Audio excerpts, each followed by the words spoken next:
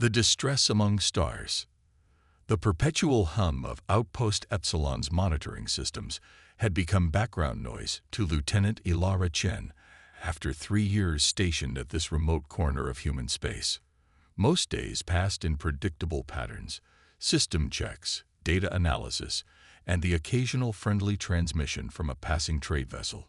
Today was not most days. "Commander Walsh, I need you to verify this signal pattern," Ilara said, her fingers hovering over the console that had suddenly erupted with activity during the graveyard shift. Walsh, a veteran of frontier duty with silver streaks through his dark hair, leaned over her station. His expression shifted from mild annoyance to stunned focus as he studied the readings. "That's not in our database," he muttered, reaching past her to enhance the signal's visual representation. The pattern pulsed across the screen, rhythmic, deliberate, and unmistakably artificial. "And it's coming from the Cygnus Void." The Cygnus Void was a nebula sector that most ships avoided, a swirling mass of ionized gases and microscopic particulates that played havoc with navigation systems. No human expedition had fully mapped its interior. No one had reason to try. "It's repeating every 43 seconds, Ilara noted, "and the amplitude is decreasing with each cycle." Walsh straightened, "Like a dying battery, or a desperate caller running out of time," Ilara said quietly. Within hours, the signal had been relayed back to Earth Command. The transmission had set in motion a chain of events that would alter humanity's understanding of their place in the cosmos. Admiral Helena Reyes stood before the assembled representatives of the United Earth Space Initiative. Despite the grandeur of the Geneva Chamber, with its holographic displays and historic emblems of Earth's nations, her posture conveyed urgency rather than ceremony. "The signal appears to be a mathematical sequence, prime numbers followed by what our xenolinguistics team believes are spatial coordinates," she explained, projecting the decoded patterns above the central table. "It's almost certainly artificial and non-human in origin." The chamber erupted with voices until General Okafor raised a hand for silence. "What you're suggesting, Admiral, is first contact, and not from a position of strength. We'd be responding to a call that could be anything from a genuine distress signal to an elaborate trap." Reyes nodded. "That possibility exists, but consider the alternative, ignoring what may be another species' call for help. What does that say about us as a civilization, about humanity's place among the stars?" The debate raged for hours. Earth's military forces were stretched thin, protecting colonies and trade routes. The economic strain of a possible rescue mission to an unexplored region would be considerable. Yet the moral imperative of responding to a distress call, even an alien one, resonated deeply with many of the representatives. "We've dreamed of finding other intelligent life since we first looked up at the stars," Ambassador Lin said, rising from her seat. "But we never considered that our first encounter might begin with us as the rescuers rather than the explorers. Perhaps this is the test we've been preparing for all along." The vote was close, but the decision was made. Earth would answer the call. The UES Pathfinder had been designed for deep space reconnaissance, not first contact or rescue operations. But it was the fastest vessel that could be made ready within the critical time frame, as the alien signal continued to weaken with each passing day. Captain Ilara Chen, promoted from her lieutenant position at Outpost Epsilon for her discovery of the signal, stood on the bridge of the Pathfinder as it prepared to enter the Cygnus Void. Behind her vessel, 2 support ships carried additional supplies, scientific equipment, and a complement of engineers from Earth's best minds. "Final systems check complete, Captain," reported Commander Sato, her first officer. "The shield modifications are holding against the nebula's radiation, but visibility will be severely limited once we're inside." "Understood," Ilara replied, trying to project confidence despite the flutter of anxiety in her chest. This mission was unprecedented. No human ship had intentionally ventured this deep into the void before, and they were doing so to meet an unknown species. "Signal strength increasing," called out the communications officer. "We're definitely getting closer to the source." 6 hours later, The Pathfinder emerged from a particularly dense cloud of stellar dust, and the crew collectively gasped. Before them floated what could only be described as a city in space, a massive collection of interconnected vessels arranged in a formation resembling a massive wheel with spokes. The entire structure must have been at least 20 kilometers across, dwarfing anything humans had ever constructed in space. But the magnificent fleet was clearly in distress. Only a fraction of the structures showed illumination, and several of the vessels appeared to be dark and possibly dormant.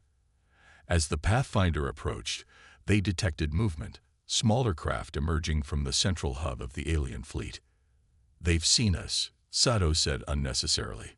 "Open all standard communication frequencies," Ilara ordered, "and prepare the first contact package." The alien vessels approached cautiously, their design unlike anything in human records, smooth, iridescent hulls that seemed to shift colors with movement, propelled by propulsion systems that left no visible exhaust.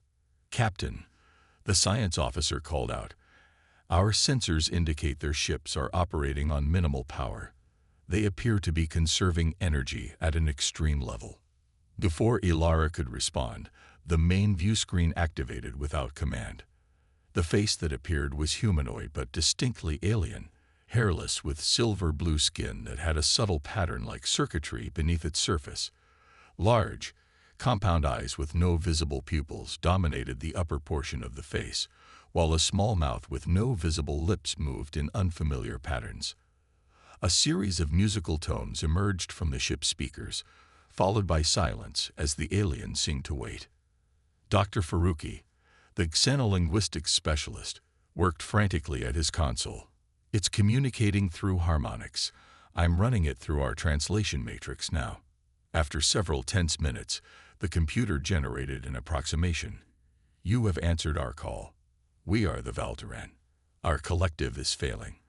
We require assistance to prevent extinction." Ilara straightened her uniform and stepped forward. "I am Captain Ilara Chen of the United Earth Space Initiative vessel Pathfinder. We received your distress signal and have come to offer whatever help we can." The transmission paused as the message was presumably translated for the alien. Then the response came. "Your presence was unexpected. The probability of an unknown species having both the capability and willingness to render aid was calculated at less than 0.03%. We appreciate the defiance of probability." Ilara couldn't help but smile at what seemed to be an alien expression of gratitude. "That's something humans are known for, defying the odds. With your permission, we'd like to dock and discuss how we might help." The interior of the Valderan Central vessel was a marvel of engineering that made Ilara feel as though she'd stepped centuries into the future. Curved corridors lined with material that emitted a soft ambient light led her small delegation through the massive ship. Around them, Valderans moved with purposeful efficiency, their slender bodies gliding in what almost looked like choreographed patterns. Their guide, who had introduced itself as Communication Specialist Zeth, led them to a circular chamber where several Valderans waited. One stepped forward, its skin patterns glowing more brightly than the others. "I am Nexus Coordinator Valish," it said through the translation device Dr. Faruqi had configured. "You are the first non-Valderan beings we have encountered in our 12 generations of space travel." Ilara performed the formal bow that their briefing had suggested might be universally understood as respect. "We're honored to be here, though we wish it were under better circumstances. Can you tell us what happened to your fleet?" Valish gestured to a central platform, which illuminated with a three-dimensional display of the nebula. "Our collective was traveling along established routes when we encountered this anomalous region. Upon entry, our primary energy systems began to fail. The nebula contains particles that interfere with our quantum resonance technology, the basis for all Valderan power generation. With each passing cycle, more systems fail," another Valderan added, its skin patterns dimming visibly as it spoke. "We have already lost 17 peripheral vessels. The life support systems in the habitation rings will fail within 15 cycles." Dr. Rivera, the Pathfinder's chief engineer, stepped forward. How many of your people are we talking about? The collective number's approximately 3 million individuals, Valish replied. The human delegation exchanged stunned glances. The entire Valduran civilization appeared to be housed within this fleet. We've brought supplies and engineers, Ilara said. But I need to be honest. Our technology is clearly less advanced than yours. We don't have the capacity to evacuate that many individuals. We do not seek evacuation, Valish clarified. The collective must remain intact. We seek technological assistance to overcome the energy drain effect of this region and restart our propulsion systems. Rivera nodded slowly. I'd need to understand your systems better, but perhaps our different technological approaches might offer a solution you haven't considered. The Valduran representatives conferred among themselves with a series of musical tones that the translators couldn't process. Finally, Valish turned back to the humans. Your species' willingness to assist despite technological disparity is difficult to process. Why would you expend resources on an unknown species with no established mutual benefit agreement? The question caught Ilara off guard with its directness. It's who we are, she said simply. When we hear a call for help, we answer it. Throughout our history, humans have traveled great distances and taken enormous risks to save strangers. We call it compassion, the recognition that all sentient life deserves protection. An interesting evolutionary adaptation. Zeth commented, its head tilting slightly, perhaps beneficial for species-wide survival despite individual risk. Perhaps, Ilara agreed. Or perhaps it's simply the right thing to do. The next cycles, as the Valdurans measured time, were filled with intense collaboration between the human engineers and their Valduran counterparts. The differences in their approaches became immediately apparent. Where Valduran technology was elegant, efficient, and integrated, human technology was modular, redundant, and often improvised. Your solutions are chaotic, Zeth observed, watching as Rivera's team assembled a makeshift power converter using components from both human and Valduran technology. We call it adaptable, Rivera replied with a grin. Your systems are beautiful. Everything works together perfectly. But when one part fails, the whole suffers, Zeth finished, its skin patterns shifting in what the humans had learned indicated thoughtfulness. There is wisdom in your redundancy that we had not considered. As the work progressed, the cultural exchange deepened. Valdurans were a collective species with a highly structured society, where each individual had a specific role determined early in life.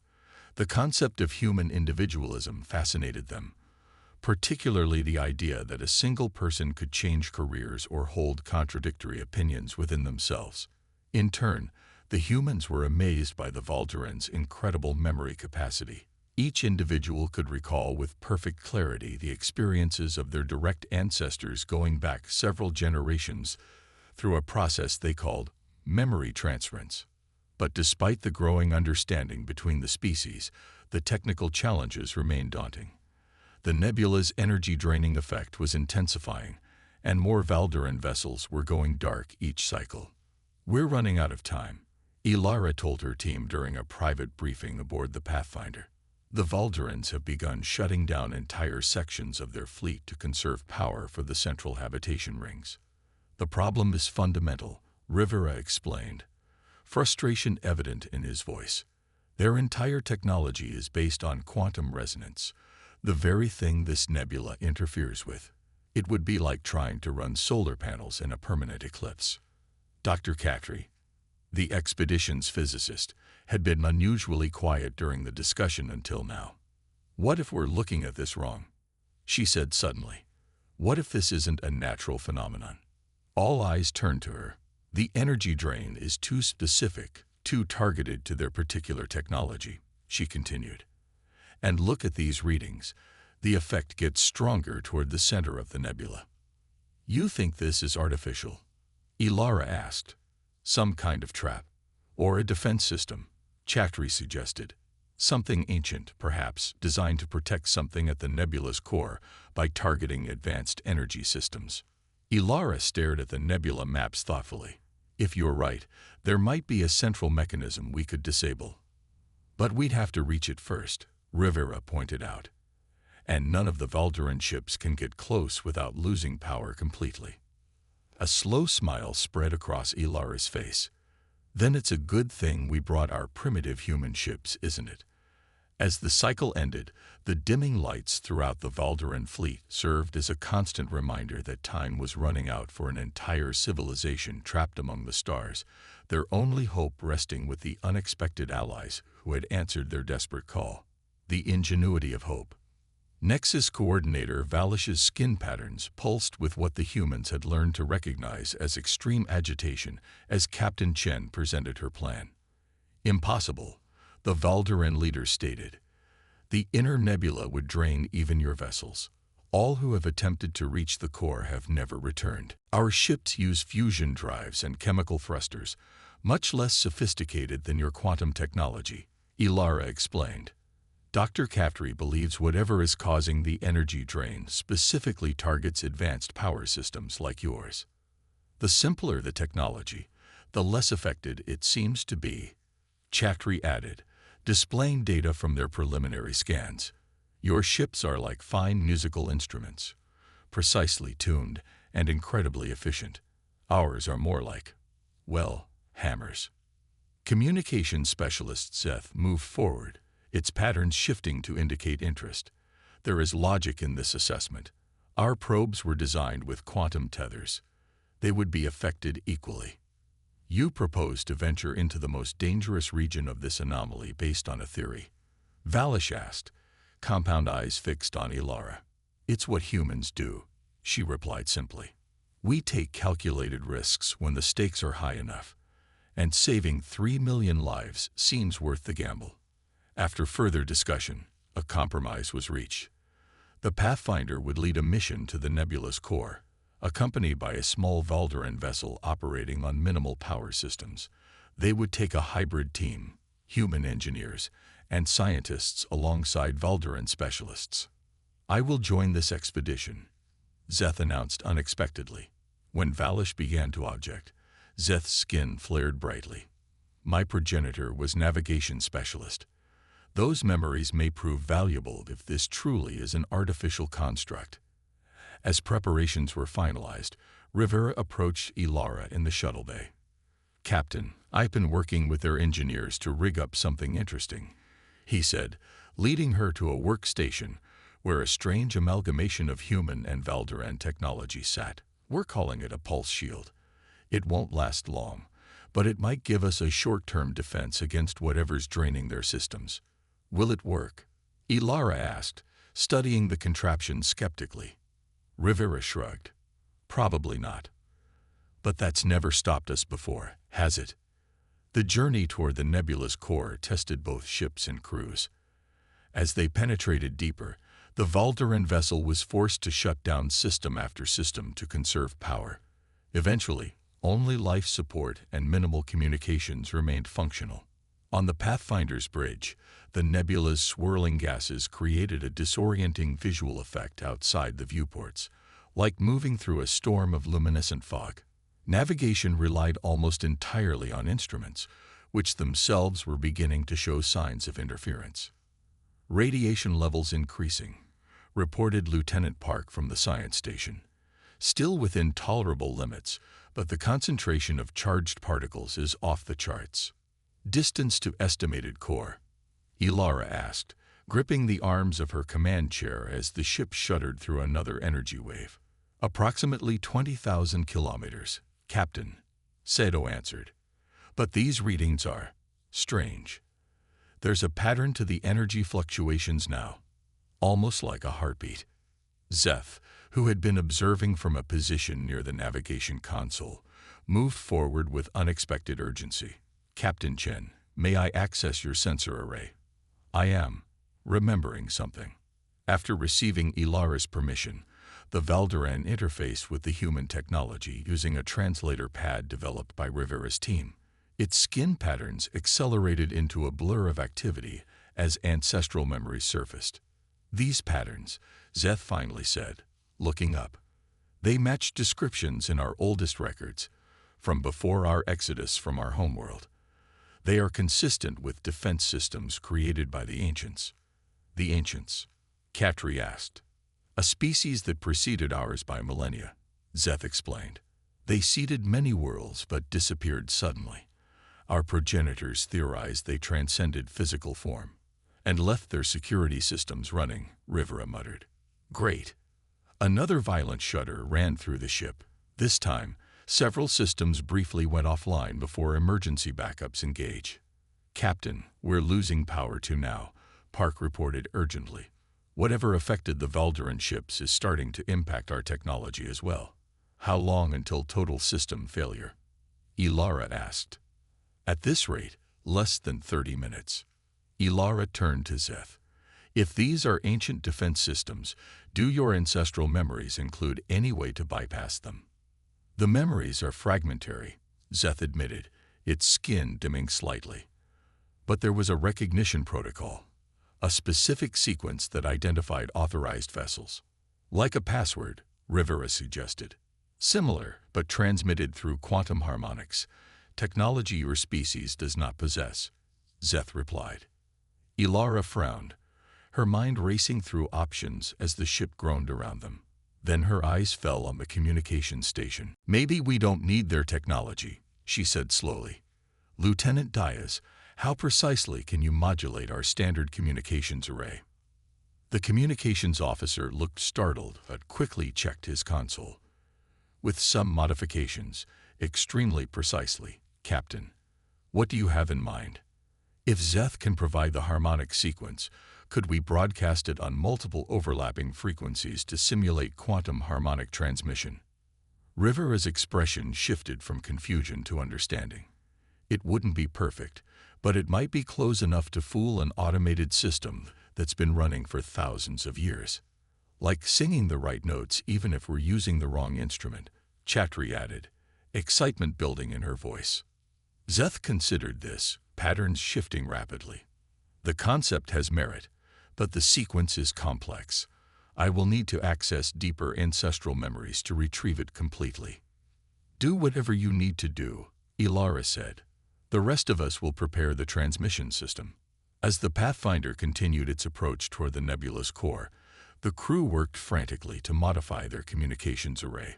Rivera and his engineering team cannibalized parts from non-essential systems to boost transmission power, while Diaz reconfigured the broadcast parameters under Katri's theoretical guidance. Meanwhile, Zeth entered a trance-like state that the Valderans called deep memory immersion. Its skin patterns slowed to an almost imperceptible pulse as it accessed genetic memories inherited from ancestors who had lived thousands of years earlier. With just 12 minutes of operational power remaining, Zeth emerged from the trance. I have it, the Valderan announced, connecting to the modified communication system. The recognition sequence consists of 12 harmonic progressions with precise intervals between each transmission. We're ready to broadcast, Diaz confirmed, but we'll only get one chance before the power drain knocks out our transmitter. Ilara nodded grimly. Let's make it count. The transmission began, a complex series of signals that the human crew could not hear but could see represented as waveforms on the communications display. As the final harmonic was broadcast, everyone held their breath. Nothing happened. No change in the energy drain, Park reported, disappointment evident in his voice. Rivera slammed his fist against a console. It was too imprecise. We needed. He was interrupted by a sudden cessation of the ship's shuddering. The lights, which had dimmed to emergency levels, gradually brightened. Power levels stabilizing, Sato announced incredulously. The drain effect is diminishing. On the main view screen, the swirling nebula gases ahead of them began to part, revealing what appeared to be an artificial structure at the very core, a massive spherical construct composed of interlocking geometric patterns, dark except for pulsing lines of energy that coursed across its surface. It's beautiful, Chatri whispered. And it's powering down, Park added, checking his readings. The energy signature is changing. It's no longer broadcasting the interference pattern. Zeth's skin illuminated with bright patterns of what the humans had learned to recognize as awe, an ancient construct, functioning after all this time. "Can we communicate with it?" Ilara asked. Before anyone could answer, a beam of coherent light extended from the structure to the Pathfinder, enveloping the bridge in a soft golden glow. Within the light, symbols began to form, three-dimensional glyphs that rotated slowly in the air. "It's some kind of language," Diaz said, frantically recording the symbols. Zeth moved forward, compound eyes tracking the rotating glyphs. "These are ancient script. I recognize elements from our ancestral records." After studying them for several moments, the Valderan turned to Ilara. "It appears to be a message acknowledging the authorization code. And an apology." "An apology?" Rivera echoed. "The system was designed to prevent unauthorized access to something the ancients considered valuable," Zeth explained. "It was never intended to trap innocent travelers. It is now reconfiguring to allow safe passage." As if confirming Zeth's interpretation, the energy patterns across the structure shifted, and the nebula itself began to change, the interference lessening, the swirling gases thinning to create a clear pathway. "Contact the Valderan fleet," Ilara ordered Diaz. "Tell them the way is opening. They should be able to restart their systems now." The journey back to the Valderan fleet was far easier than the approach had been. As they traveled, the nebula continued to transform around them, not disappearing entirely, but reconfiguring to allow safe passage. Behind them, the ancient construct remained at the core, its purpose still largely a mystery, but its immediate threat neutralized. When they arrived, the scene had dramatically changed. The Valderan vessels were illuminated once more, their elegant forms now pulsing with the blue-silver light of fully functioning systems. Smaller craft moved between the larger ships, restoring connections and retrieving those vessels that had been abandoned to preserve power. As the Pathfinder docked with the Valderan Central Hub, Ilara was surprised to see Nexus Coordinator Valish waiting in person to greet them. The Valderan leader's skin patterns glowed with unprecedented intensity.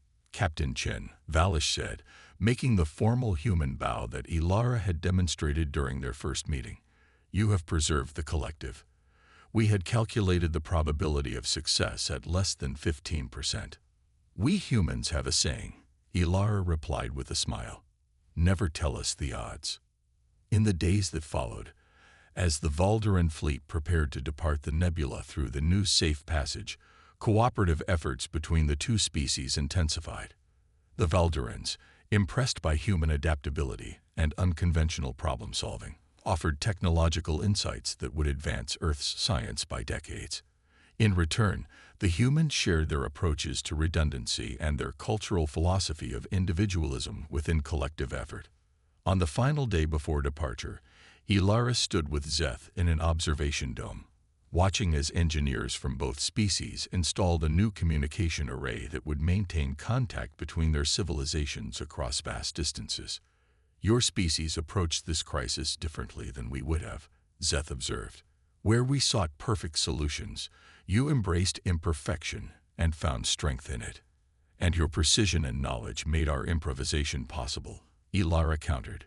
"We're better together than either of us are alone." Indeed, the ancient construct recognized this as well, Zeth said. "The full translation of its message has been completed. It was not merely an apology, but an invitation. An invitation to join a network of sentient species throughout this sector of the galaxy. The ancients did not disappear.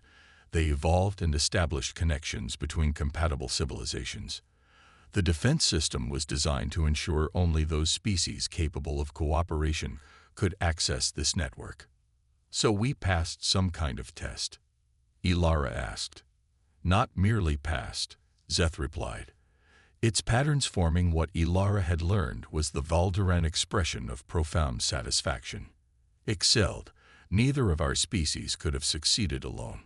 It required both Valderan knowledge and human ingenuity, a demonstration of interspecies cooperation that the system was programmed to recognize." As they spoke, the enormous Valderan fleet began to move, guided by the newly established safe passage through the nebula. The Pathfinder and its support vessels would escort them to the edge of human space before returning home, the first step in what would become an enduring alliance. "What will your people do now?" Ilara asked. "Continue our journey, but no longer alone," Zeth answered. "And we will carry with us the memory of humans, a species that defied probability calculations, improvised solutions from limited resources, and extended aid without expectation of return. That's just who we are," Ilara said simply.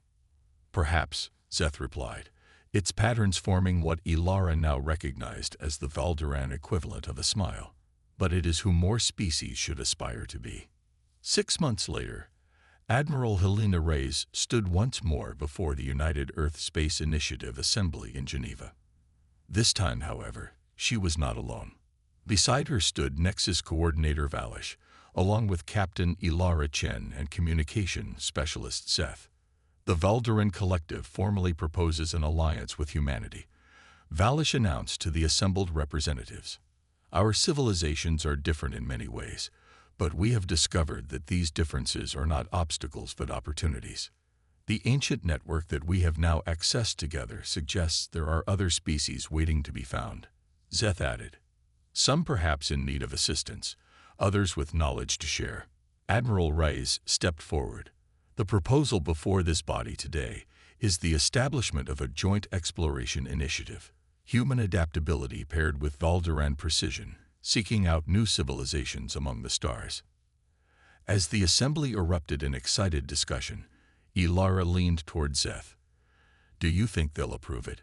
The Valderan skin patterns rippled with what she now knew was amusement. "Based on my observations of human governance, I calculate a high probability of prolonged debate followed by eventual agreement." "That sounds about right," Ilara laughed. Above them, projected on the chamber's dome, the stars of the galaxy shone, no longer distant and unreachable, but full of possibility and potential new connections. What had begun as a desperate call for help had transformed into something neither species could have imagined alone. A future where humanity's compassion and ingenuity combined with Valderan knowledge and precision to forge a path among the stars. And somewhere in that vast expanse, other voices waited to be heard. Other civilizations perhaps facing their own moments of crisis or discovery, unaware that an unlikely alliance of humans and Valderans was already preparing to answer when they called.